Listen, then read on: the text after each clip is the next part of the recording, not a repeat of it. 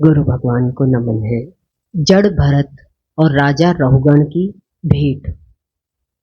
सुखदेव जी बोले, हे राजन, एक समय सिंधु सोवीर देश के राजा रहुगण ज्ञान प्राप्ति की इच्छा से पालकी में बैठकर कपिल जी के आश्रम में जा रहे थे। मार्ग में इक्षुमती नदी के तट पर कहारों के मुखिया को पालकी उठाने का एक कहार की आवश्यकता पड़ी। कहार की खोज में दैववश जड़ भरत उसकी दृष्टि में पड़ गए। इस शरीर से मोटे ताजा, हष्ट-पुष्ट और बलवान थे। मुखिया ने यह सोचकर कि यह बैल और गधे के समान भली भांति बोझा ढो सकता है, उन्हें भी अन्य कहारों की भांति बेगारी में पकड़कर जबरदस्ती पालकी में जोत दिया। यद्यपि वे इसके योग्य नहीं थे, फिर भी वे पालकी ढोने लगे।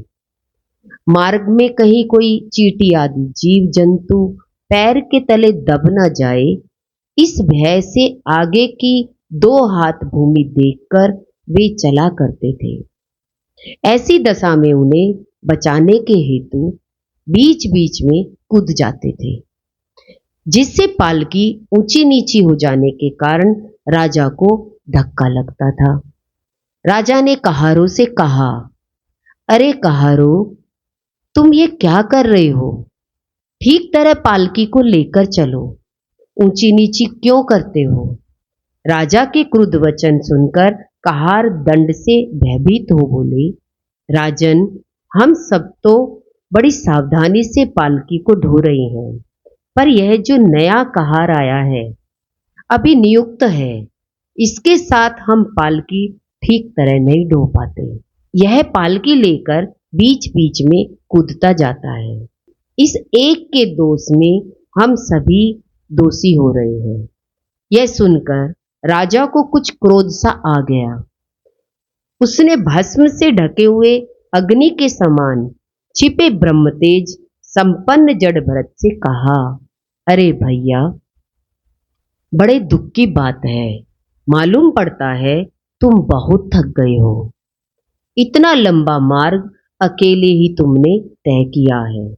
अधिक मोटे ताजे भी तो तुम नहीं हो, अंग भी तुम्हारे हट्टे कट्टे नहीं है। वृद्धावस्था ने तुम्हें दबा रखा है। तुम्हारे साथी तो ऐसे नहीं जान पड़ते।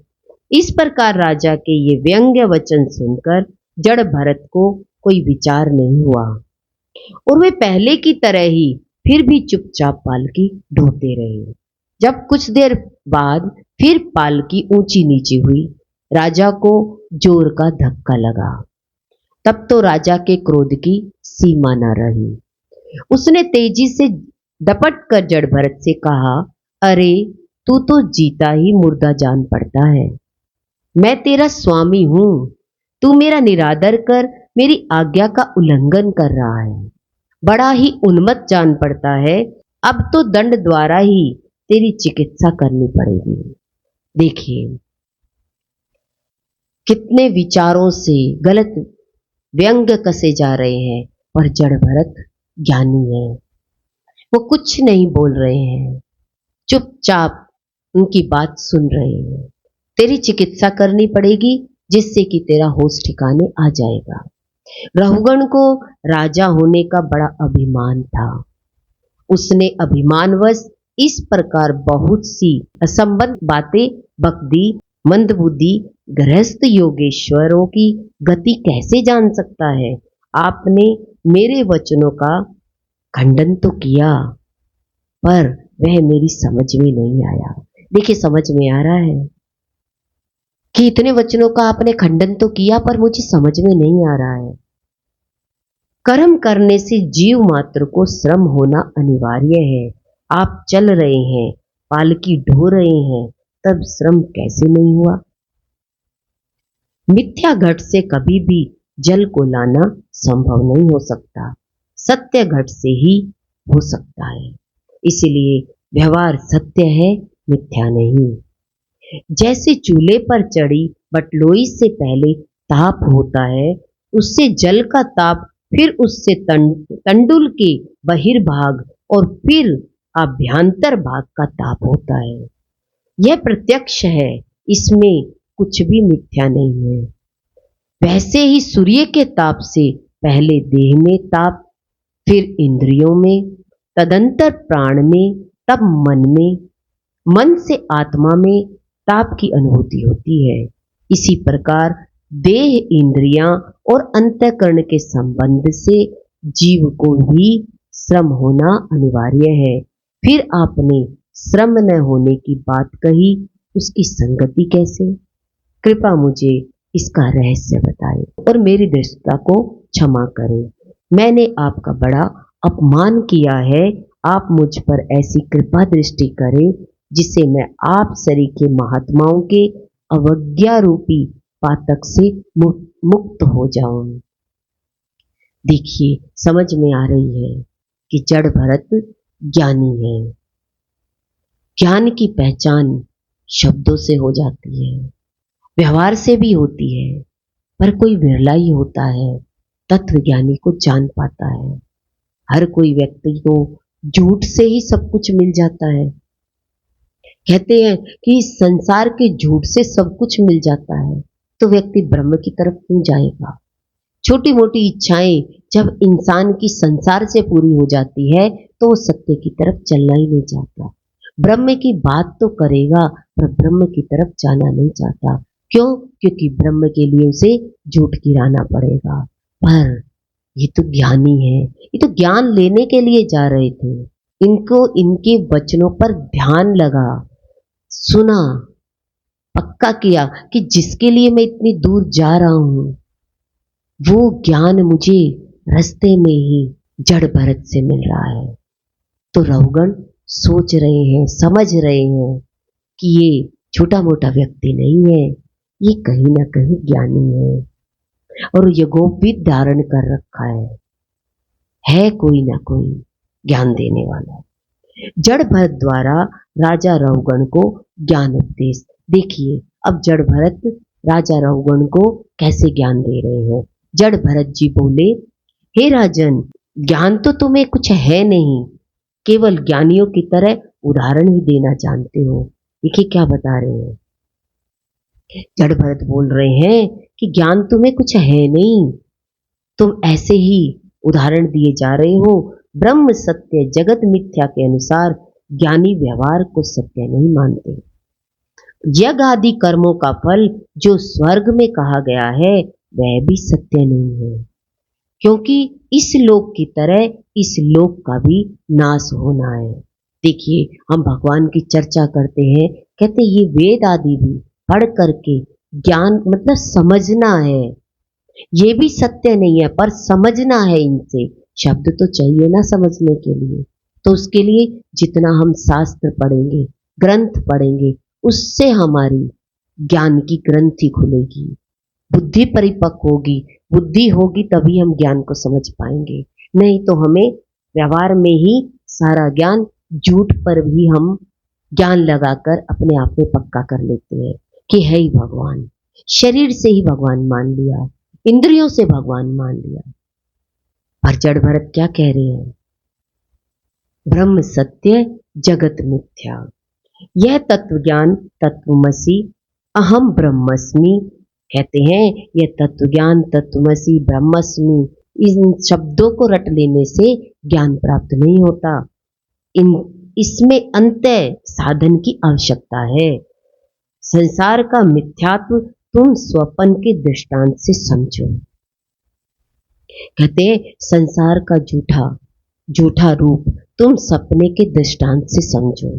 जैसे स्वप्न सुख अल्पकालीन, नश्वर तथा मिथ्या है, वैसे ही ग्रस्त संबंधी जागृत सुख भी है, यह अनुमान द्वारा निर्मित है। फिर भी उसमें स्वयं हे बुद्धि नहीं होती है। इसका प्रधान कारण मन है, जो गुणों के वशीभूत होकर इंद्रियों द्वारा पाप पुण्य करते हैं। इस वासनावश ही मन ऊंच नीच, देव आदि योनियों को प्राप्त होता है और सुख दुख भोगता रहता है। यद्यपि संसार का मुख्य कारण मन ही है, तथापि जीव की उपाधि से उसका फल जीव को भोगना पड़ता है। जब तक मन विषयों पर आसक्त होता है, तभी तक उसका मन बंधन में है। जब तक शरीर भाव में होता है, तब तक ये बंधा रहता है सगे संबंधियों से। निर्विषय होते ही यह मुक्त हो जाता है। जब शरीर के विषय नहीं रहते हैं, तो ये मुक्त महसूस करता है। जब शरीर की इच्छाओं कामनाओं की तरफ व्यक्ति ध्यान देता है, तो कहते हैं मैं शरीर हूँ। जब कामना और इच्छाओं और वासनाएं समाप्त हो जाती है, तो मुक्त हो जाता है। जैसे दीपक जब घी की बत्ती को जलाता है, तब उसकी ज्योति धूम युक्त होती है। घृत के अभाव में अपने कारणभूत अग्नि तत्व से मिलकर उसका अपना स्वरूप तेजोमय हो जाता है। मन अपनी वृत्तियों के वश ही विषय भोग के लिए ललायित होकर नाना क्रियाओं में फंसा रहता है। वृत्तियों का रोध होने पर ही उसे तत्व ज्ञान हो जाता है।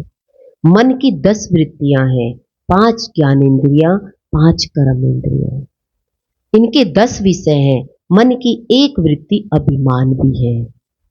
अभिमान का आधार शरीर है। विवेकी पुरुष इस शरीर में ममत्व कर मेरा शरीर है ऐसा समझते हैं। यह 11वीं वृत्ति का विषय है। अज्ञानी पुरुष इस शरीर में अहम बुद्धि कर मैं ही शरीर हूं ऐसा समझता है। ये 11 मन की वृत्तियां काल, कर्म, स्वभाव और विषय आदि के द्वारा सैकड़ों, हजारों, करोड़ों के भेद में परिणत होकर अनंत हो जाते हैं।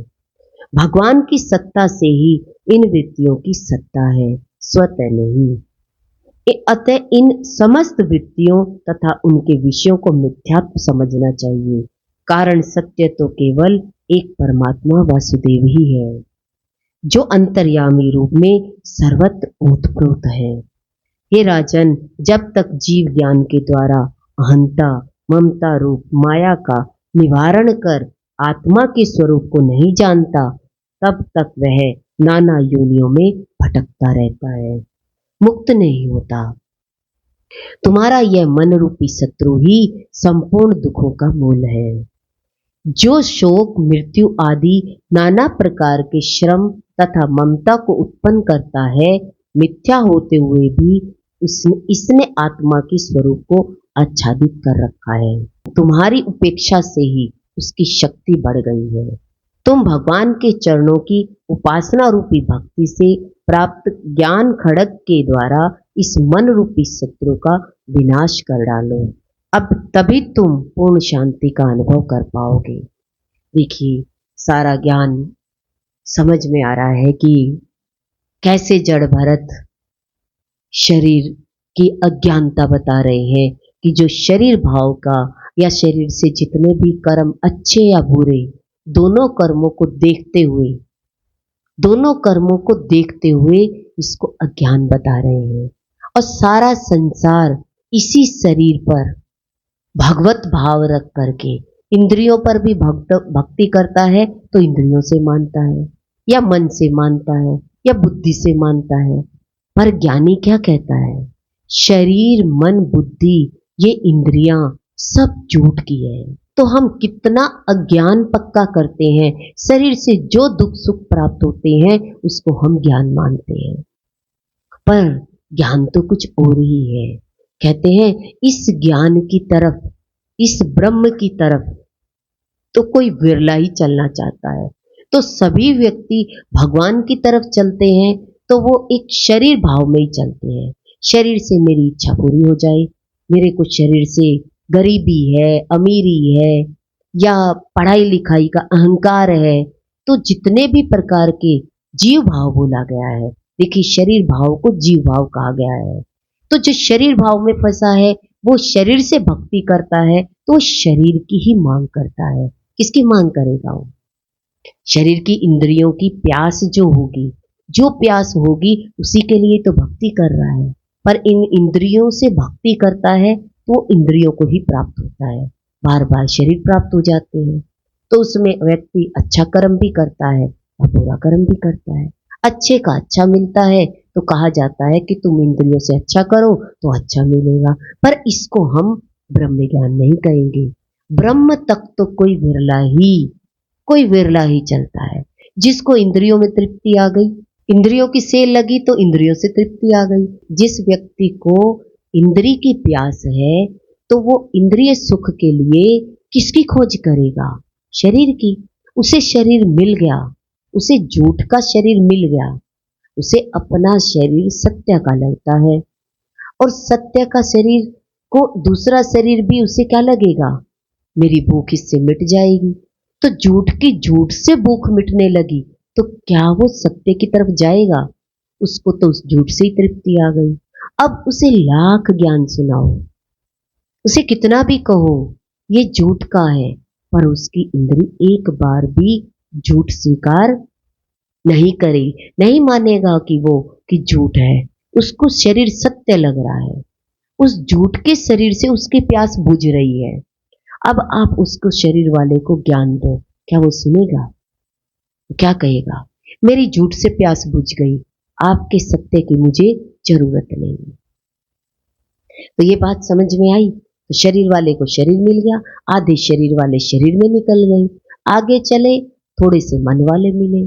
जो शरीर से बहुत कष्ट भोगा वो शरीर को छोड़ करके उन्होंने अपने मन को समझा लिया क्या कि अब हम भगवान में चलेंगे। अब मगन से भगवान की भक्ति करने लगे। अब भक्ति से भी क्या चाहते हैं? इंद्रियों में रस मिले, कि मैं अपने शरीर भान को भूल जाऊं। क्या भूल जाऊं? मन से जब भक्ति करता है तो व्यक्ति इस शरीर भान के दुख को भुलाने के लिए वो तरह तरह की भक्ति करता है, व्रत करता है, उपवास करता है, चलिया लेता है, पैदल यात्रा करता है, अपने आप के शरीर को ही तपाता है। किसको तपाता है? तपस्या किसकी? तो मन को अहंकार हो जाता है कि मैंने इतना भगवान का नाम लिया। पहले तो शरीर के कर्म पर, झूठ के कर्म पर जब धोखा मिला तो मन पर आ गया। अब मन क्या कहने लगा? देखिए, मैंने इन इंद्रियों पर विजय प्राप्त कर ली। मैंने क्या क्या छोड़ दिया? मैंने प्याज छोड़ दिया, लहसुन छोड़ दिया, मैंने बैंगन छोड़ दिया। तो इंद्रियों से जो चीज छोड़ी उस मन से अहंकार कर लिया। अब उस छोड़ने का मन में अहंकार पैदा हो गया। अब क्या सोचने लगा कि अब मेरे में भक्ति आ गई, मैं परम भक्त हो गया। तो मन के द्वारा कल्पना करने लगा कि मैंने शरीर से ये चीज छोड़ दी। पर उसको ये अनुभव नहीं है, जिस शरीर से तुम्हें धोखा मिला है इस मन ने इस शरीर को इस संसार में फंसा रखा था, झूठ के संसार में फंसाया, उससे निकला अपने शरीर में फंस गया। अब मन को ऊपर कर दिया। अब मन क्या हो गया? अभिमानी हो गया। अब मन अहंकार करने लगा, देखो मैं इसकी सांस रोक सकता हूं, इन प्राणों को रोक सकता हूं, मैं 1 घंटा आसन लगाकर बैठ सकता हूं, मैं इतने घंटे मेडिटेशन कर सकता हूं, आंख मूंद कर बैठ सकता हूं। फिर ज्ञानी बताते हैं, फिर गुरु बताते हैं कि रात को 10 घंटे आंख बंद करके सोए। अगर दिन में भी 10 घंटे आंख बंद कर ली तो मन को क्या लगा? कल्पना कर ली मैं समाधि में बैठा रहा। पर भगवान ने तो इसको भी मिथ्या बता दिया, क्योंकि ये मन शरीर को ही तो सच बता रहा है। अभी भी सारा ज्ञान तो ये शरीर का ही दे रहा है, सब तपस्या शरीर के बारे में ही बताई जा रही है, फिर भी मन को समझ में नहीं आता। जब मन ज्ञानी गुरु के सामने बैठता है तो मन समर्पित होता है कि ये मन मेरे शरीर की कल्पना कर रहा था। तब समझ में आती है कि मन भी झूठ है क्या। फिर इस मन को गिराया जाता है तो बुद्धि पकड़ लेती है। देखो मैंने अब कल्पना करनी बंद कर दी है। अब मैंने बुद्धि से ज्ञान को समझ लिया। क्या समझ लिया? मैं आत्मा हूं, शरीर नहीं। अब मन क्या समझने लगा? मैंने शरीर का भी त्याग कर दिया और मन का भी त्याग कर दिया। अब मैंने शब्द को पकड़ लिया, मैं आत्मा हूं, शरीर नहीं हूं। पर ये बात तो आपका मन ही कह रहा है, बुद्धि ही कह रही है। इन दोनों को देखकर कह रहे हैं शरीर नहीं हूं, अब मन नहीं हूं। मैंने सपने लेने भी छोड़ दिए, अब अपने में मानना बंद कर दिया। अभी भी व्यक्ति की मैं बची हुई है। तो ये ज्ञान हमें फिर इस बुद्धि को भी गिराता है। क्या कहते हैं कि आपको बुद्धि किस लिए दी थी? शरीर को गिराने के लिए, मन को गिराने के लिए। चाकू किस लिए दिया था? सब्जी काटने के लिए। अब सब्जी कट गई तो चाकू विशेष हो गया, तो कहते हैं अब इस बुद्धि को भी फेंक दो। कौन बचा? वो ब्रह्म बचा। उस ब्रह्म उस ब्रह्म को कौन जानता है? कौन इतना अपने शरीर से छुटा हुआ है? कौन अपने मन से छुटा हुआ है? सपने की दुनिया से। दिन में कुछ काम नहीं किया तो रात को सपना आ गया भगवान का, तो उस सपने को कहने लगा ये सत्य है, मेरे को रात का सपना मेरा सत्य है, मेरे को ये दिखाई दिया। तो अज्ञानी व्यक्ति तरह तरह के सारी चीजों को इकट्ठा करता है। फिर गुरु मिलते हैं जीवन में, तो गुरु हमारे धीरे धीरे हमारे अहंकार का रूप हर लेते हैं, अहंकार को हटा देते हैं। और फिर कौन बचता है? आप बचे ही नहीं। तो जड़ भरत क्या कह रहे हैं राजा रहुगण को? क्या बता रहे हैं? पिछले जन्म में मैं भी राजा था, मैं भी सबको ऐसे ही बोला करता था, पर एक हिरण के बच्चे पर मोह हो गया। देखिए, तो ये बात ज्ञान होने के कारण आज भी याद है। पर हिरण की योनि मिली तब भी ज्ञान था, और अब की बार जड़ भारत के रूप में लेकर के अपने ज्ञान के द्वारा किसी में फंस नहीं रहे। देखिए, किसी के शरीर भाव में नहीं फंस रहे। राजा रहुगण को ज्ञान दे रहे हैं, बता रहे हैं तुम क्या शान दिखा रहे हो अपनी, क्या तेज तेज बोल करके इनको कुछ सिखाना चाहते हो। मैं भी ऐसे ही बोला करता था जब राजा था, पर अब मुझे समझ में आ गया, बोलने से ही व्यक्ति वश में हो जाता है। कोई अच्छे बोल बोले या बुरे बोले तो आ गए तो शरीर भाव में। तो अपने आप को बचाए रखने के लिए ज्ञानी गुरु का संग होना बहुत जरूरी है। कितने भी हम शास्त्र पढ़ ले, वेद पढ़ ले, उसके बाद भी हमें साकार गुरु जो हमें बार बार शरीर भाव में ना आने दे, मन को आगे ना आने दे, बुद्धि को आगे ना आने दे, उसके लिए हमें गुरु की जरूरत है। गुरु ही हमारे अहंकार को हरते हैं।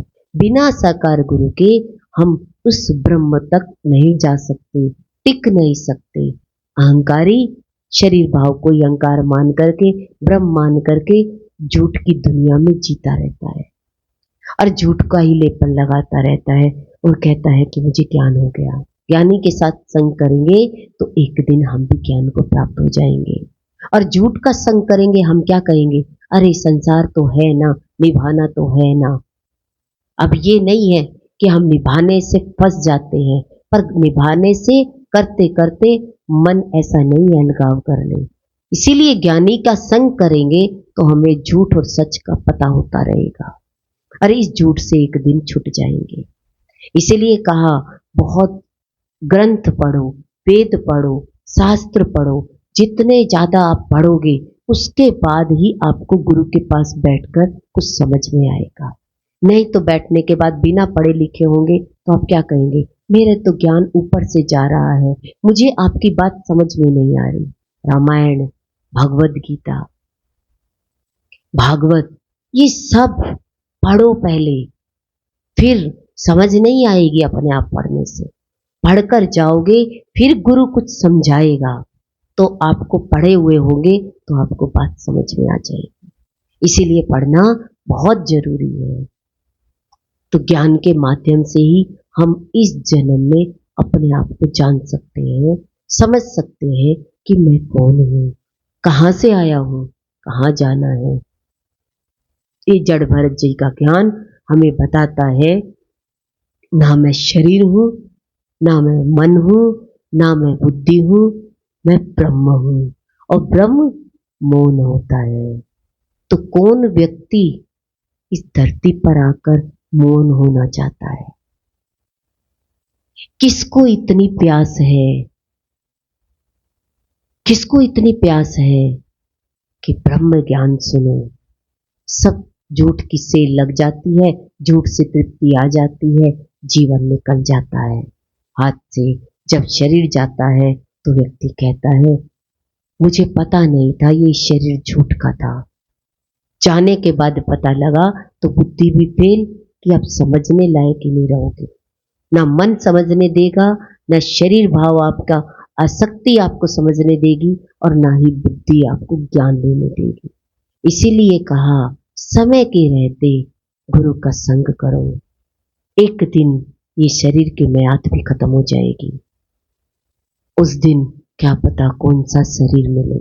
देखिए, हर जन्म में गुरु मिलते हैं, हर जन्म में व्यक्ति को ज्ञान मिलता है। और मैं तो जन्म तो छोड़ो, हर दिन ज्ञान मिलता है।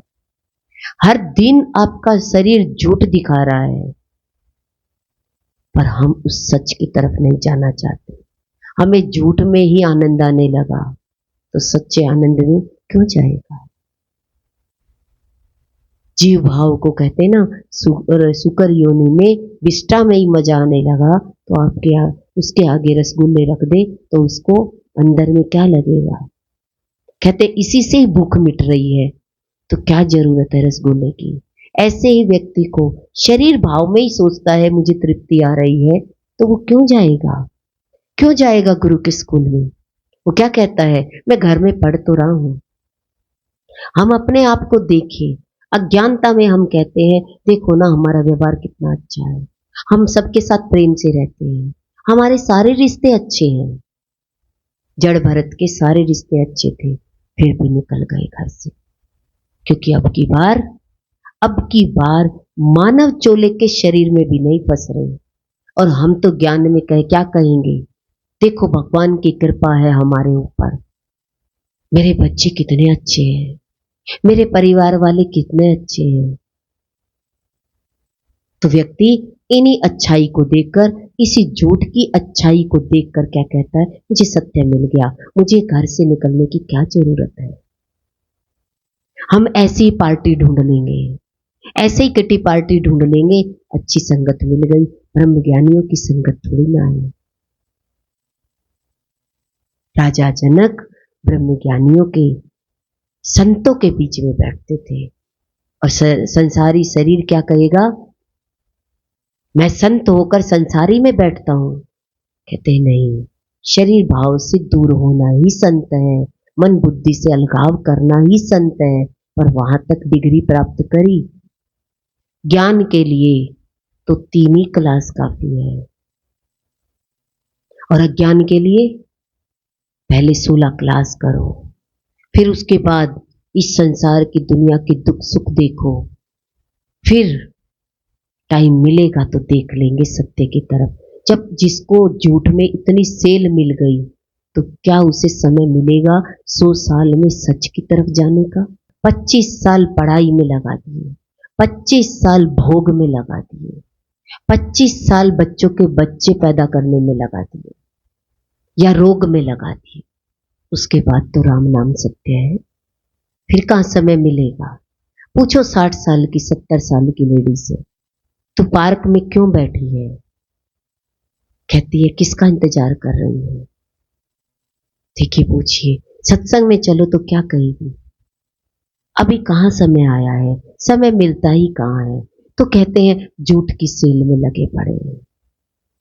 एक दिन सच ये होगा कि आप चले जाएंगे, ये झूठ की सेल लगी रहेगी। ये ब्रह्म ज्ञान अपने लिए है, गुरु भगवान के शुक्राने हैं।